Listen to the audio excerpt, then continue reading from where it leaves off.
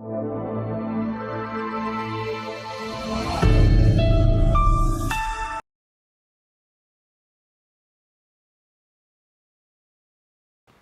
है आपका प्यारे बच्चों। कैसे हैं आप? आशा करती हूँ आप सभी अच्छे होंगे। तो आज हम पढ़ने जा रहे हैं भूमिका वाणी पब्लिशर्स की भाग 7। तो आइए बच्चों, आज हम शुरू करेंगे पार्ट 5, जिसका शीर्षक है 24 गुरुओं का शिष्य। तो सबसे पहले पाठ के बारे में जान लेते हैं। गुरु शिष्य परंपरा भारतीय संस्कृति की विशेषता है, किंतु व्यक्ति यदि अपना हृदय व मस्तिष्क खुला रखे तो वह हर प्राणी से कुछ न कुछ अवश्य ही सीख सकता है। प्रस्तुत प्रसंग इस बात की पुष्टि करता है। तो गुरु शिष्य परंपरा हमारे भारत में बहुत ही प्राचीन समय से चली आ रही है और इसकी विशेषता है कि गुरु को भगवान से भी ऊंचा दर्जा दिया गया है भारतीय संस्कृति में। तो उसी के ऊपर ये पाठ है। तो आइए शुरू करते हैं। महर्षि अत्रि और महासती अनुसुईया के पुत्र अवधूत दत्तात्रेय बड़े गुणग्राही थे। महाराजा यदु ने देखा कि एक तेजस्वी अवधूत निर्भय घूम रहा है, तो वे पूछ बैठे, हे ब्रह्मदेव, आप कुछ काम तो करते नहीं, पढ़ने लिखने का फिर आपके पास इतना ज्ञान कहाँ से आया? तो राजन, एक गुरु के ज्ञान से ही लोग सफल हो जाते हैं। फिर मैं तो कई गुरुओं का आश्रय लेता रहा हूँ, उनसे शिक्षा लेकर उस पर अमल करता हूँ।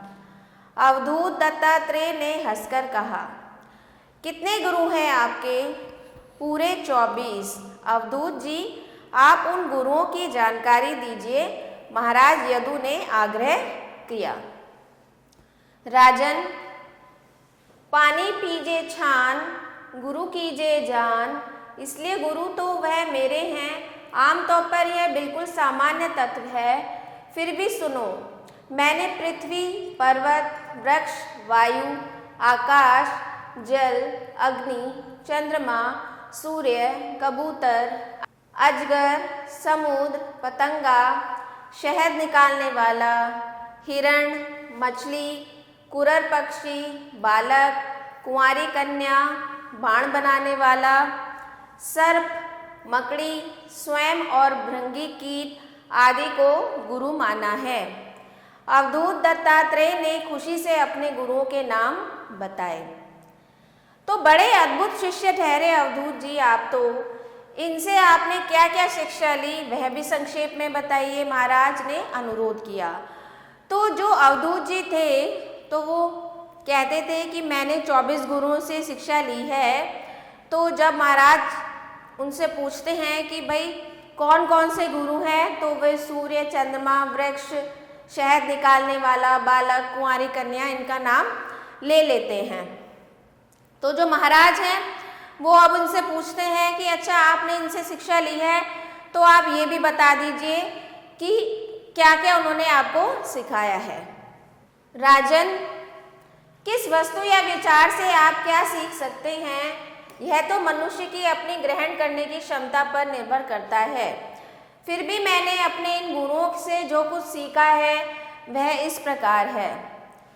दत्तात्रेय ने यह कहकर अपने गुरुओं की शिक्षाएं इस तरह से बताई।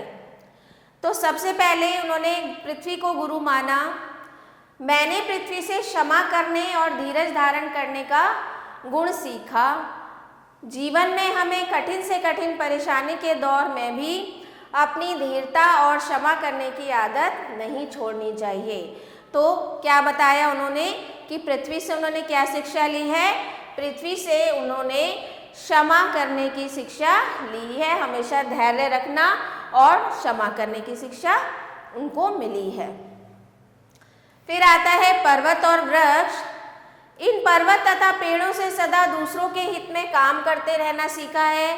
जैसे पर्वत जो है हमेशा दूसरों के लिए ही, जैसे आपने श्लोक पढ़ा होगा, तरुवर फल नहीं खात है। तो जो पर्वत है वो कभी, और पर्वत जो हैं ये हमेशा दूसरों के लिए, और जो वृक्ष हैं ये दूसरों के द्वारा उपयोग में लाए जाते हैं। तो इन पर्वतों तथा पेड़ों से सदा दूसरों के हित में काम करते रहना सीखा है। उसके बाद वायु की बात करते हैं। हमारे शरीर में रहने वाली प्राण वायु जीवन जीने लायक आहार पाकर संतुष्ट हो जाती है। उसी तरह से हमें भी जीवन जीने लायक ही आहार लेना चाहिए। आकाश से क्या सीखा है? आकाश से सीखा है कि चर अचर और जितने भी छोटे से छोटे जीव हैं उन सभी में आत्मा होने के कारण सभी में ब्रह्म है। विविधता में एकता के दर्शन आकाश में ही होते हैं। उसके बाद जल के बारे में बताते हैं। जल से मैंने सीखा कि जिसमें मिला दो वह वैसा ही बन जाता है।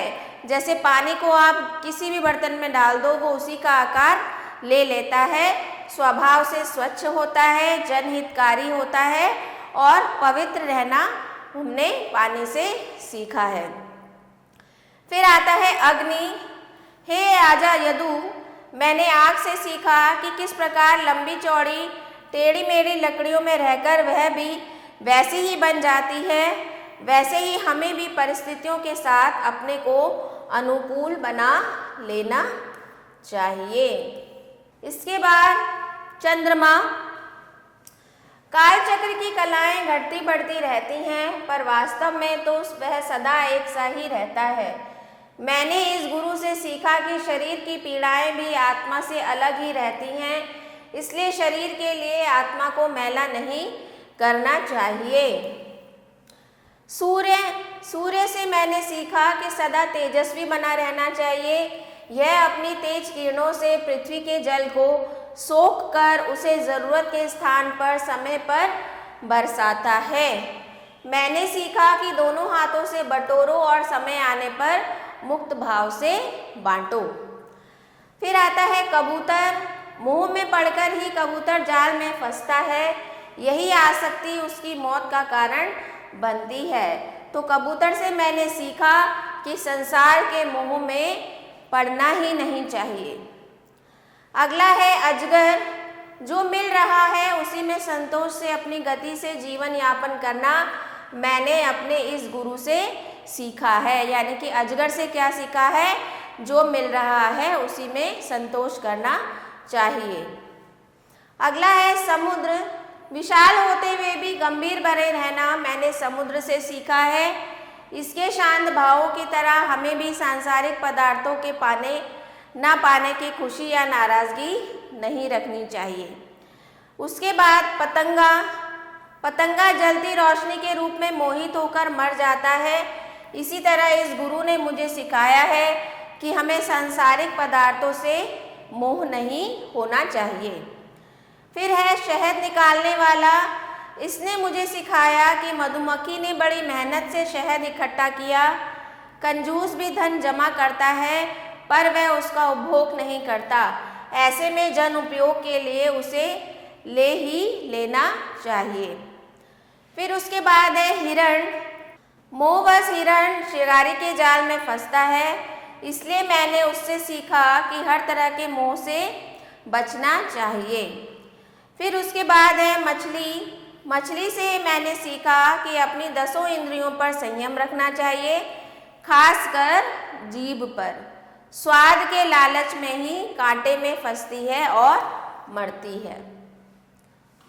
आगे देखते हैं कुरर पक्षी। इस पक्षी से मैंने सीखा कि त्याग में ही सुख है। इस पक्षी की चोंच में जब तक मांस का टुकड़ा था तब तक उसके आसपास के सारे पक्षी उसके शत्रु बने हुए थे। इस पक्षी ने उसे छोड़ दिया तो सभी पक्षी उसके मित्र बन गए। तो यानी कि सहेज कर किए गए दुख से तो त्यागने का सुख ही बेहतर है। उसके बाद बालक। एक बच्चे से मैंने सीखा कि वह मान अपमान की परवाह नहीं करता, इसलिए सदा मस्त रहता है। मैंने उसे गुरु मानकर सीखा कि हर स्थिति में मस्त रहो। उसके बाद है कुंवारी कन्या। मैंने देखा कि धान कूटती कन्या के हाथ में 2 चूड़ियाँ थीं। वे मूसल उठाते गिराते टकराकर शोर मचाती थी, पर उसने दोनों हाथों में एक एक चूड़ी पहन ली तो शोर बंद हो गया। मैंने सीखा कि शांत वातावरण के लिए एकांत जरूरी है। फिर है बाण बनाने वाला। बाण निर्माता से मैंने सीखा कि तल्लीनता से काम करना चाहिए। वह घर के बाहर चबूतरे पर बैठा काम करता रहता है। लोग आते जाते रहते हैं पर उसका ध्यान नहीं भटकता। इसी तरह विद्यार्थी को भी एकाग्र होकर पढ़ना चाहिए, तभी सफलता उसके कदम चूमेगी। सर्प। इस गुरु से मैंने कई शिक्षाएं ली, जैसे ज्ञान की तलाश के लिए अकेले घूमना, किसी से बेवजह सहायता की अपेक्षा न करना, मठ या घर बनाकर नहीं रहना आदि। मकड़ी। इस जीव से मैंने सीखा कि जब भी मुसीबत आए तब अपने जाल को समेट लेना चाहिए, समाधान उसी के आसपास मिलेगा। इसी प्रकार घर में ग्रहण किए गए शत्रु का समूल नष्ट कर देना चाहिए, अदृढ़ मरणासन नहीं छोड़ना चाहिए। स्वयं। मैं स्वयं सब कुछ करने में समर्थ हूँ, ऐसा सोचकर अपने कर्तव्य का पालन करना चाहिए। मेरे शरीर के जितने अंग हैं वे सभी मेरे लिए पर्याप्त हैं। ईश्वर ने यदि कोई अंग नहीं दिया है तो यह ना समझो उससे छीन लिया है, तुम दूसरे अंग से उसके कार्य करने में समर्थ हो। भृंगी कीट। इस कीट से मैंने सीखा कि अगर मानव अपना मन एकाग्र रूप से भय, प्रेम या द्वेषवश जानबूझकर किसी में लगा देता है तो वह उस वस्तु को प्राप्त कर लेता है। यह सारे विवरण सुनकर महाराज यदु ने कहा, दत्तात्रेय जी, मैं तो सोच भी नहीं सकता था कि पृथ्वी के हर प्राणी में कुछ न कुछ सीखने लायक होता है। राजन, अकेले गुरु की कृपा से ही ज्ञान का पूरा बोध नहीं होता। शिष्य को चाहिए कि गुरु जो कहे उसे परखे और फिर अपनाए। सोचने, समझने और करने से शिक्षा का मतलब पूरा होगा। जो गुरु करे वही नहीं करना चाहिए, नहीं तो नकलची बन जाएंगे हम। यह कहकर दत्तात्रेय ने अपने 24 गुरुओं की विशेषताओं की बात समाप्त की। महाराज यदु ने दत्तात्रेय का आभार माना और हर स्थिति में कुछ न कुछ सीखने की शिक्षा ग्रहण की। तो बच्चों, ये था आपका पाठ 24 गुरुओं का शिष्य। तो इस पाठ के माध्यम से लेखक आपको क्या समझाना चाह रहे हैं कि जो ज्ञान है, अगर हम ज्ञान पाना चाहते हैं तो सिर्फ उसका माध्यम ये नहीं कि हम किताबों से ही ज्ञान एकत्रित कर सकते हैं और सिर्फ किताबों के द्वारा ही हमें ज्ञान होगा। सांसारिक ज्ञान भी होना बहुत ज़रूरी है और अगर हम सीखना चाहें तो हर एक चीज़ हमें कुछ ना कुछ सिखा देती है, लेकिन हमारे अंदर सीखने की चाह होनी चाहिए। तो आइए कुछ शब्द ज्ञान देख लेते हैं। गुणग्राही यानी कि गुणों को ग्रहण करने वाला, अमल करना यानी कि विचार करना या ध्यान लगाना, तत्व यानी कि साधन या स्रोत, काल चक्र यानी कि समय को बताने वाला चक्र, तेजस्वी तेज किरणों वाला जैसे सूर्य, संयम यानी कि धैर्य, मस्त यानी कि सुख दुख की परवाह न करने वाला। तो ये थे आपके शब्द ज्ञान। आइए अभ्यास देख लेते हैं इसके। बहुविकल्पीय प्रश्न। सबसे पहले लिखित बहुविकल्पीय प्रश्न, अवधूत दत्तात्रेय की माता का नाम क्या था? तो पहला है, अवधूत दत्तात्रेय की माता का क्या नाम था? तो महासती अनुसुईया। अवधूत दत्तात्रेय के पिता कौन थे? महर्षि अत्रि। अवधूत जी से अपने गुरुओं की जानकारी कौन ले रहा था? महाराज यदु। अब रिक्त स्थानों की पूर्ति कीजिए। आप उन गुरुओं की जानकारी दीजिए। तो यहाँ पर आपका गुरुओं आएगा। जल के स्वभाव से स्वच्छ, जनहितकारी और निर्मल रहना सीखिए या पवित्र रहना सीखिए। सूर्य से मैंने सीखा कि सदा तेजस्वी बना रहना चाहिए, तेजस्वी। और कबूतर से मैंने सीखा कि संसार के मोह में नहीं पड़ना चाहिए। तो ये था आपका अभ्यास कार्य। तो आशा करती हूँ आपको समझ में आ गया होगा। इसी तरह से आपको पाठ को एक बार दोबारा से पढ़ना है और अन्य अभ्यास कार्य आपको स्वयं से करने हैं। तो आशा करती हूँ आपको वीडियो अच्छे से समझ में आया होगा। तो मिलते हैं अगले वीडियो में। आभार।